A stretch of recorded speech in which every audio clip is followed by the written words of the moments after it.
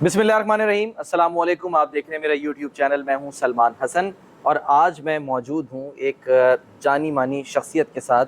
MA. Shahzad साहब हमारे साथ मौजूद हैं। आप एस्ट्रोलॉजर हैं, आप अच्छी तरह जानते हैं, इनको देखते हैं और इनकी जो पेशगोइयाँ हैं वो इन्होंने जो माजी में की हैं वो दुरुस्त साबित हुई हैं और बहुत से लोगों का इनके इर्द गिर्द तांता बंधा रहता है। तो फिर हम क्योंकि ज़रा आजकल ज़रा साथ उठ बैठ रहे हैं तो मैंने कहा शहजाद साहब से ज़रा हम कुछ ऐसी जो हैं वो बातें पूछें कि जो शायद सबके जहनों में हैं, सवालात जानना चाहते हैं। सबसे पहले तो ये बताएं शाह साहब, अस्सलाम वालेकुम, कैसे हैं आप? ठीक जी, हैं? बिस्मिल्लाह बिस्मिल्लाह, वालेकुम अस्सलाम। अल्लाह पाक का बड़ा करम शुक्र अल्हम्दुलिल्लाह। Thank you sir. सवालात काफ़ी हैं, ठीक है। हमने बहुत सारी जो अहम शख्सियात हैं उनसे मुतालिक, उनके मुस्तकबिल से मुतालिक, आने वाले दिनों में जो उनके साथ किस किस्म का यानी कि माहौल होगा, बर्ताव होगा, कुछ लोग कैद हैं, आज़ाद होंगे, नहीं होंगे, ये सारी बातें हमने करनी है। लेकिन सिर्फ मैं क्विकली छोटा सा एक इधर है वो तमहीद बांधने के लिए कि ये जो इल्म है, इस इल्म को हम क्या कहते हैं जो आपके पास है, और ये कितना एक्यूरेट होता है और कितना कारगर होता है, वजह क्या है इसकी? जी, अच्छा सवाल है आपका। मेरे पास इस वक्त 5 इल्म हैं, जिसको माशाल्लाह। एक नॉलेज ऑफ जफ़र कहते हैं और जो नाम के हवाले से मुझे समझ में आ जाती। दूसरा एस्ट्रोलॉजी है जिसमें मैं जायचा बनाता हूँ। तीसरा है। जो नॉलेज ऑफ सात है जो घंटों के हवाले से। चौथा जो नंबरोलॉजी है जो नंबरिंग के साथ है। और पांचवा मेरे पास मेडिटेशन है। तो पूरी दुनिया में अल्हम्दुलिल्लाह गया हूँ और अपने मुल्क पाकिस्तान का नाम रोशन किया है और मैंने इंटरनेशनल प्रेडिक्शंस बाहर के मुल्कों में जाके की हैं और बड़ी बड़ी हैं जो आप लोग मेरे देख सकते हैं। तो ये चीज़ है। बाकी आजकल ये कुछ 8-9 महीने हो गए मैं मुल्क पाकिस्तान के हवाले से डेली जो टीवी पे लोग तज्जिए और तबसरे करते हैं तो उसको मैं सुनता हूँ कि आजकल ये फंसे हुए हैं। तो रात को फिर मैं पेशेंट गोई करता हूँ कि कल ये होने वाला है। तो लोग अच्छा। कहते हैं, अप्रिशिएट करते हैं। तो इसमें जो आपने 5 उलूम बताए हैं, इसमें से सबसे ज़्यादा हम क्या कह सकते हैं, या ये इनका आप एक मिक्स एंड मैच बनाते हैं डबल चेक करने के लिए कि इस इल्म के हिसाब से ये आ रहा है, इस इल्म के हिसाब से ये आ रहा है, या फिर ये कि आप समझते हैं कोई एक इसमें से सबसे ताकतवर है? अच्छा, ये मैं नजूम को मैं एक यूनिवर्सिटी कहता हूँ। इसके अच्छा। अंदर डिपार्टमेंट्स हैं। केमिस्ट्री भी मेरे पास नॉलेज है और वो मैं 30 इस फील्ड में मुझे हाथ 35 की ईयर हो लकीरें गए। जिसे हम कहते हैं। 35 ईयर हो गए और गर्मियों में मैं मरी वाले ऑफिस में होता हूँ, सर्दियों में लाहौर होता हूँ। वैसे मैं एडवोकेट भी हूँ। माशाल्लाह। अच्छा, तो 35 ईयर्स हो गए। लेकिन मैं जब नजूम को मैं कहता हूँ कि ये यूनिवर्सिटी है, इसके अंदर डिपार्टमेंट्स हैं। अब एक शख्स को मुख्तलिफ डिपार्टमेंट्स का नॉलेज है। कहते नहीं इसने फ़लाँ में भी मास्टर किया है, फ़लाँ में भी किया है। तो मेरे पास ये 5-6 जो नॉलेज हैं इसको मैं बेस बना के माइंड में रख के बात करता हूँ। तो मैं हिंदुस्तान में गया, एक वाक़या मुझे याद है, अमृतसर में था। तो उधर के जो प्रकाश सिंह बादल चीफ मिनिस्टर थे, तो वो उनके साथ ज्योतिष भी थे। उन्होंने कहा मेरा नाम ये है, मेरे बारे में। तो मैं कहा अपनी माता का नाम भी बताया। तो उन्होंने बताया तो मैंने आंख बंद करके ठक बता दिया। 7 वालों को उन्होंने ज्योतिष को कहा कि ये देखें। उन्होंने कहा तो ठीक है। उन्होंने पूछा मुझसे कि नॉलेज कौन सा है। मैं कहा मुसलमाना को लंदा सुने हो नॉलेज ऑफ जफ़र है, हज़रत इमाम जाफ़र सादिक रहमतुल्लाह अलैह से रिलेटेड। एग्जैक्टली। वो तो वाकई जो इल्म है और वो फिर ज़ाहिर है फिर वो फैला पूरी दुनिया में। लेकिन लोग, जाहिर सी बात है कि बहुत से ऐसे हैं जो कि इसको कहते हैं कि ये बहुत से लोगों का मानना है, वो उस पर एतराज़ भी करते हैं। उनका ये मानना है कि जी सैयारा है मुश्तरी और ज़मीन से उसका फ़ासला जनाब करोड़ों मील किलोमीटर है, और उसका जो है वो इस वक्त उसका जो किरदार है वो क्या है कि वो सुरैया और रिजवान की शादी के बीच में जो रुकावट बना हुआ है। तो लोग अज़राए मजाक, जाहिर सी बात है, उस पर अज़राए तफन्नुन कहते हैं। लेकिन ये कितना यानी कि एक आम आदमी के लिए समझना ज़रूरी है कि ये चीज़ें मैटर करती हैं, जो ये खासकर जो बड़ा अच्छा सितारों का आपका हाल है। सवाल है। पहली बात ये कि प्रिडिक्शंस होती हैं। अच्छा, जैसे आप अमेरिका जो अब नासा है वो प्रिडिक्शन करता है जी स्टॉर्म जो है वो 6 महीने बाद आना है। ये एक तो पहले ये ऑथेंटिक नॉलेज है, नंबर 1। महकमा मौसमियात जैसे। जी, अच्छा, नंबर 2 जो है वो ये है कि नाम का मिलाना बहुत ज़रूरी होता है। इसे नॉलेज ऑफ जफ़र भी कहते हैं। कुछ लोग गलती कर जाते हैं कि वो डेट ऑफ बर्थ के साथ मैच कर रहे होते हैं। गो के मैं ये कहता हूँ कि हम कभी ऐसे नहीं कहते कि पाइसिस इधर आएँ, 12 फरवरी इधर आएँ। Name is a personality. Name से बुलाया जाता है। जिस लड़की की भी शादी किसी घर में होती है उसको नाम से पुकारा जाता है। तो नेम मैच करना बहुत ज़रूरी है, इसमें बड़ा ताल्लुक़ है। और नेम के इस कुलिये को भी मुझे अल्लाह पाक ने ये शर्फ बख्शा कि मैं ये अल्लाह पाक ने इल्म दिया है कि मैं नेम्स को बड़ा अच्छा मैच कर लेता हूँ। यूसुफ रज़ा गिलानी और मखदूम अमीन फ़हीम और शाह महमूद कुरैशी का एक टाइम था, वो सब वज़ारत उज़्मा की दौड़ में थे। तो मैंने एक निजी चैनल पे कह दिया था कि यूसुफ रज़ा गिलानी वज़ीर आज़म बनेंगे। वो बन गए। उसके बाद मेरा प्रोग्राम किया कि खान साहब आपको कैसे पता? तो मैंने वो 1 घंटे का प्रोग्राम किया था कि ये क्या इसका नॉलेज है और नेम का। अब हालांकि आपने देखा होगा, एक मैं आजकल एक निजी चैनल पे बैठा हूँ, सिर्फ मैं नाम सुनता हूँ, ठक करके जवाब देता हूँ। बिल्कुल ऐसे ही है। तो वो एक है, ये नॉलेज है, बड़ा अच्छा है जी। अच्छा, अब ये बताएं कि जी ये तो हो गया इल्म के बारे में। अब हमारे बहुत सारे इस वक्त जो मामलात हैं, ख़ासकर सियासत को लेके, तो लोग उसमें ज़ाहिर है इंटरेस्ट रखते हैं, जानना चाहते हैं। पैनिक का शिकार है जी पूरी कौम इस वक्त। एग्जैक्टली। तो आखिर में हम आएंगे ज़रा कैदी नंबर 804 पे। जी जी, वो आखिर में आएंगे, ठीक है ना।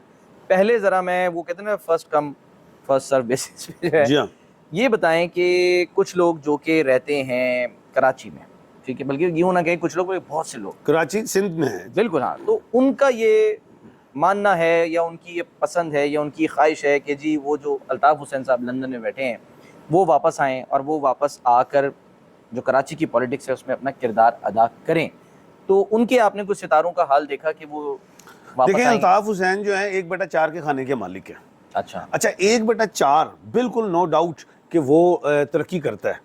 कहते नहीं, उरूज के बाद जवाल और फिर जवाल के बाद उरूज, एक चीज़ है। लेकिन आजकल का जो मामला है वो है 1/10 और 1/12 का। अब मैंने एक पेशन गोई की थी कि रजब तैयब उर्दगान जो वो दोबारा इक़्तिदार में आएंगे, वो आगे उनका कैसे हुआ। मैं कहा यार ये 1/12 के खाने के मालिक है। अभी मौजूदा दौर में अगर हम देखें तो मुल्क पाकिस्तान में सियासत जो है वो 1/12 के गिर्द घूम रही है। 1/12 जो है वो इमरान खान है, उनका असल नाम इमरान अहमद है, तो वो वॉवल्स के अंदर हैं वो 1/12। साथ ही अगर हम देखें डॉक्टर आरिफ अलवी AA के मालिक है 1/12, आसिफ अली पीपल्स पार्टी के 1/12, बिलावल भुट्टो BB 1/12, शहबाज शरीफ 1/12। अच्छा, तो अगर हम देखें election commission Sultan Sikandar SS 1/12, honourable chief justice of Pakistan August supreme court के जिसको मौजूदा उमर अता बंदियाल साहब 1/12। तो सारी सियासत का महवर जो है वो 1/12 है। गो के मौजूदा सूरत हाल में जो निगरान वजीर आजम है अनवारुल हक काकड़ साहब, वो 1/4, लेकिन वो निगरान वजीर आजम के हवाले से हैं, 8वें वजीर आजम हुए। लेकिन 1/4 जो है इस वक्त इतनी पावर नहीं रखता, क्योंकि वो अवाम के से मुंतखब होके नहीं है, वो एक केयर टेकर गवर्नमेंट है। इसी तरह मरियम नवाज साहबा वो 1/4, नवाज शरीफ साहब 1/4। तो ये वो 1/4 का जो खाना है ये इस वक्त कमजोर है, 1/12 का मुकाबला नहीं कर सकता। तो कहने का मतलब ये है कि अल्ताफ हुसैन जो हैं वो अभी उस पोजीशन में नहीं है कि मुल्क पाकिस्तान में जो कराची जो MQM है उसकी दोबारा नुमाइंदगी कर सके। ठीक है। अच्छा, अब आ जाते हैं हम जरा ये जो आरिफ अलवी साहब हैं कि इनका क्या मतलब मुस्तकबिल कह लें, क्योंकि कुछ खबरें आई अभी जब से उनकी सदारत जो है उसकी मुद्दत पूरी हो गई है। बहुत से लोग जो कानूनी माहिर हैं वो ये कह रहे हैं कि जी इनकी जो पावर्स हैं वो ख़त्म हो गई हैं। तो क्या ऐसा है? कानूनी तौर पे तो मतलब राय हो सकती है, लेकिन सितारे जो हैं या जो इल्म है वो क्या कहते हैं? देखिए, सदर पाकिस्तान सुप्रीम कमांडर होते हैं मुल्क पाकिस्तान में, और उनके पास इतनी पावर है कि वो honourable chief justice of Pakistan का भी ओथ लेते हैं। अभी आप देखेंगे कि honourable chief justice of Pakistan जब दूसरे चेंज होंगे, जब ये उमर अता बंदियाल साहब जो रिटायर्ड होंगे, उसके बाद जनाब काजी ईसा फाइज आएंगे, तो उनका भी जो है ओथ जो है वो सदर पाकिस्तान, तो उनकी किसी किस्म की पावर में कमी नहीं आई जी। अच्छा। और जो काजी फाइज ईसा साहब हैं, उनके बारे में कुछ आपने कुछ देखा कि जो पिछले हैं, यानी कि बंदियाल साहब, उन पर इल्ज़ाम लगा कि जी वो एक ख़ास माइंडसेट के तहत जो है वो एक जमात या उसके सरबरा को बहुत ज़्यादा लाइक करते हैं, इल्ज़ाम लगा ये, ठीक है ना। तो जो आने वाले हैं जो फाइज ईसा साहब हैं, क्या उन पर भी कोई इस तरह का कोई इल्ज़ाम लगेगा या आपके ख्याल में नहीं? वो बिल्कुल अच्छा सवाल है आपका, बड़ा सवाल है। जैसे कि नवाज शरीफ साहब की तरफ से उनके किसी नुमाइंदे ने बात की जी, बल्कि ख्वाजा आसिफ साहब ने गालबन की थी, जिसका मैं मफहूम बयान कर रहा हूँ, कि उन्होंने कहा था कि अभी तो वो 15 सितंबर तक तो नहीं आएंगे भाई, अभी तो ये हमारे ऑनरेबल चीफ जस्टिस जो मौजूदा हैं उनके हवाले से थोड़े वो बायस थे, तो उन्होंने कहा जी उनके बाद आएंगे। तो मैं ये पेशन गोई देता हूँ कि 15 सितंबर तक उन्होंने पहले कहा था हम आ रहे हैं नवाज शरीफ साहब, उसके बाद उन्होंने कहा हम 15 अक्टूबर को आ रहे हैं। तो मैं ये पेशन गोई दे रहा हूँ कि अभी वो नहीं आ रहे, नंबर 1 बिल्कुल नहीं आ रहे, अभी वो नहीं आ रहे। अच्छा, नंबर 1 ये हो गया। नंबर 2, जो ऑनरेबल चीफ जस्टिस बनेंगे जनाब काजी ईसा फायज साहब, वो ये याद रखिएगा, सब लोगों को मैं अक्सर कहता हूँ, ये कस्टोडियन ऑफ द कॉन्स्टिट्यूशंस होते हैं, ये जस्टिस साहबान, ये दस्तूर के मुहाफिज हैं, ये मुलाजिम नहीं होते। इन्होंने अपने जमीर के साथ फैसला करना है, कानून की बालादस्ती के लिए करना है इन्होंने फैसला।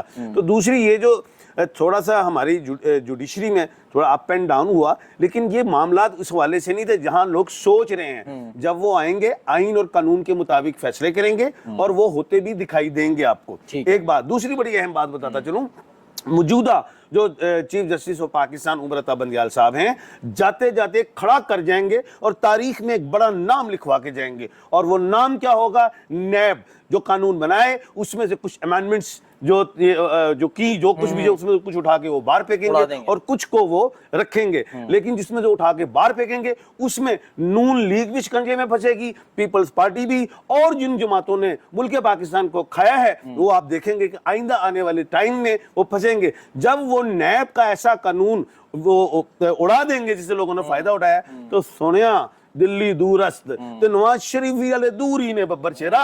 ते दूसरी गल है भी है कि ओ जेड़े शहबाज शरीफ साहब जरा कहंदे हमें आ रहे हैं, तो वो भी उस शिकंजे च फंस सकते हैं। अच्छा। तो ये बातें हैं।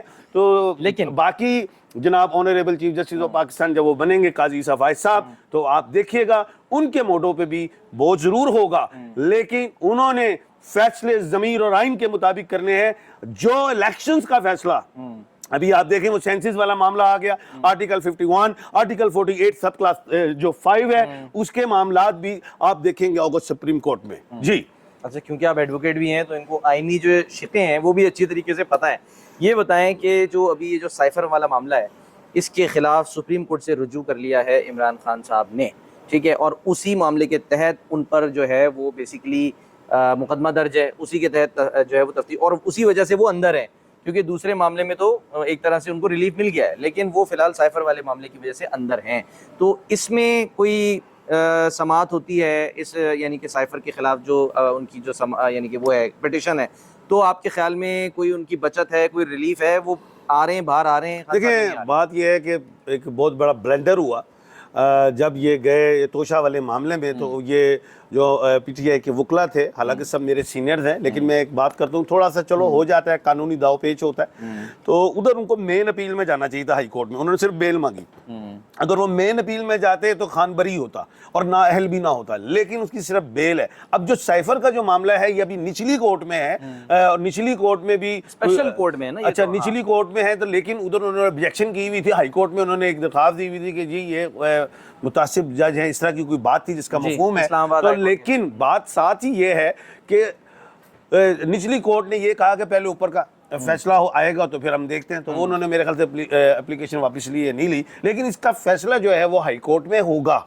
अच्छा, उधर से साइफर की ये जो सितंबर का महीना है, बेल हो सकती है खान की साइफर से, लेकिन वो फिर तीसरे केस में आ जाएंगे, अलकादर में आ जाएंगे। अच्छा, उसके बाद किसी वो तो नैब वाला तोशा उसमें आ जाएंगे। लेकिन अगला महीना जो है अक्टूबर का मुज़ाकरात का है। 4 नवंबर तक खान अपने आप को बचा जाए तो बेहतर है। ये महीना भी खान की पावर के लिए 16 सितंबर तक है, और क्योंकि 4 नवंबर को जो सैटर्न है वो मार्गी में जाएगा, जब वो मार्गी में जाएगा तो उसका जाना मुल्क पाकिस्तान के हवाले से, अदारों के हवाले से, अवाम के हवाले से कोई इतना बेहतर नहीं। लेकिन मैं यही कहूँगा कि जो अक्टूबर का महीना है उसमें कुछ रास्ता दिखाई देता है। जी ठीक है। अच्छा, और इलेक्शंस आपको कब दिखाई दे रहे हैं? इलेक्शंस के हवाले से मैंने बड़ी बात की कि ये इसका जो बोझ है, इसका जो फैसला है, ना इलेक्शन कमीशन ऑफ पाकिस्तान कर सकेगा, ना जो सदर पाकिस्तान कर सकेंगे। गो के सदर पाकिस्तान आजकल में खड़ा कर देंगे,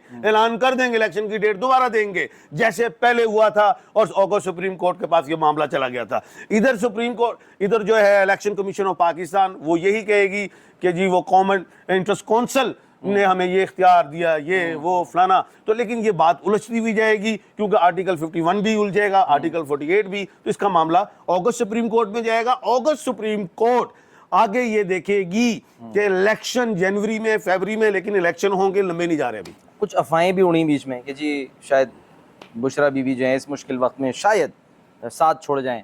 मैंने एक पेशन गोई की थी कि जी जनाब बुशरा मोहतरमा बुशरा बीबी जो हैं वो चली जाएंगी। मैंने कहा यार मुझे डाइवोर्स नहीं लगती, सेपरेशन लगती है, और सेपरेशन में भी पॉजिटिव और नेगेटिव होती है। पॉजिटिव ये होती है कि इंसान ना लड़े और किसी दूसरी जगह पे चला जाए, और लड़ाई के साथ हो तो वो भी सेपरेशन कहलाती है। तो मौजूदा सेपरेशन ही है, क्योंकि खान साहब इस वक्त जेल में, वो अलग हैं। हाँ। तो ये इस तरह है। लेकिन दूसरी बात जी, लेकिन इसमें ये भी तो मसला है ना कि बहुत से लोग और बहुत से तज्जियाकारों का ये मानना है कि जो खान साहब इस वक्त अंदर हैं, जिस वजह से हैं, वो उनका कसूर नहीं है, वो मसला है बीबी का कि उनको जो बात ये है, तफ्तीश हो रही है। बात ये है कि आप तो किसी और एंगल में चले गए, लेकिन मैं किसी और बात की तरफ जाता हूँ। एक जीती हुई बाजी, इमरान खान हार गया, 2 असेंबलियां उसके बाद मजबूत, ठीक है, वो डंडा रख के भी सीधा कहते थे इलेक्शन हो, असेंबलियां टूटी, बेवकूफ़ी की। ऊपर जो थी पार्लियामेंट, उधर से वो इस्तीफे दे के आ गए। और भाई बैठे रहो, ऑपोजिशन लीडर बन जाओ, तुम्हें बताता कौन है बेवकूफ़ियां करने के लिए। और खान को आज वो जो अंदर जाना पड़ा। मैं यहाँ पे एक ऐड करूंगा, आपकी सिमत और है, मेरी और है। मैं ये समझता हूँ कि खान को बब्बर शरा पीरा मंगला को लो बचना चाहिए, पीर मरवा गए। बहुत बड़ी बात कर दी है। ये बताएं कि आखिरी बात कि आसिम मुनीर साहब, आर्मी चीफ, उनका डंडा जो है वो चलना शुरू हो गया है, और उससे हमें मुल्क में हालात कुछ बेहतर, यानी कि डॉलर के रेट, ये वो सब कुछ, स्मगलिंग, ये सब कंट्रोल में अब नज़र आ रही है। तो क्या ये जो डंडा चलेगा, ये खान साहब के लिए भी कुछ खतरे की घंटी है या नहीं? आपने जो मुज़ाकरात वाली बात की उस तरफ जा सकते हैं? अच्छा, पहली बात ये है कि जनाब chief of army staff Asim Munir साहब, इनके नाम में बड़ी पावर है। ये आसिम के हवाले से मुरीख हैं, इनके ओहदे में भी पावर है। अच्छा, और दूसरी चीज़ मुनीर के हवाले से सूरज है। एक सूरज और एक मरीख के मालिक हैं। अच्छा। और सूरज जो लॉर्ड होता है, इसके इर्द गिर्द प्लैनेट्स घूमते हैं। एक बात। नंबर 2, इनके डंडे, आपने कहा कि इनके ओहदे में पावर है, बिल्कुल। एक जो मौजूदा जर्नल्स होते हैं, जो चीफ होते हैं, वो तो एक मौजूदा ऑन ड्यूटी कोर कमांडर को घर भेज सकते हैं। पावर उनमें बहुत है, डिसिप्लिन है उनमें, यूनिटी है, ये चीजें हैं उनमें। तो खैर, जो इस सब को कर रहे हैं, ये हमारे सियासतदानों को चाहिए था, उन चोरों को, उन लुटेरों को पकड़ना चाहिए था। नो डाउट मुल्क के लिए वो अच्छा कर रहे हैं, ग्राफ को नीचे ला रहे हैं, चोरों को, स्मगलिंग को, बिजली चोरों को, इन चीजों को कर रहे हैं। और मैंने एक पेशन गोई की है कि आप देखिएगा आइंदा आने वाले टाइम में जहाजों से उतारा जाएगा लोगों को जो भाग रहे होंगे, और अभी भी वो भी उनके गिर्द घेरा तंग कर दिया गया है। अगली बात आपने जो की है इमरान खान के हवाले से, मैं ये समझता हूं कि फ्यूचर में अच्छा टाइम मैं इन दोनों में देख रहा हूं। ये बड़ी इंपॉर्टेंट बात है। अच्छा, ये बताएं कि क्या पाकिस्तान जो है वो क्रिकेट का वर्ल्ड कप जीत सकता है, जीतेगा? बात यह है कि पेशन गोई मैंने क्रिकेट वर्ल्ड कप की नहीं की, क्योंकि इसमें पूरा एक वर्क करना है, उसमें सारी टीमें मैंने देखनी है, और उसका सारा हिसाब उनके कप्तानों के नाम, क्योंकि जितना भी हम इस वक्त बात कर रहे हैं, मेरे पास नेम्स हैं। एशिया कप पे आ जाते हैं। एशिया कप के हवाले से श्रीलंका का अभी मैच है कल और आज, मेरे ख्याल एशिया कप में। खैर, मैं ये समझता हूँ कि कोलंबो में है दोबारा, प्रीमा दासा में ये, और 17 है, 1 और 7 जो है वो पाकिस्तान के लिए डेट अच्छी है। 17 क्योंकि 1 और 7 8 बनता है, और इंडिया का लकी 9 है, पाकिस्तान का जो है लकी 5 ज़्यादा है, लेकिन 5 जो है सपोर्ट करता है 8 को। जी ठीक है, थैंक यू सो मच। बहुत शुक्रिया आपका जी। एम ए शहजाद साहब की गुफ्तगू आपने सुनी, और आपसे इंशाल्लाह आने वाले दिनों में मुलाकात होती रहेगी।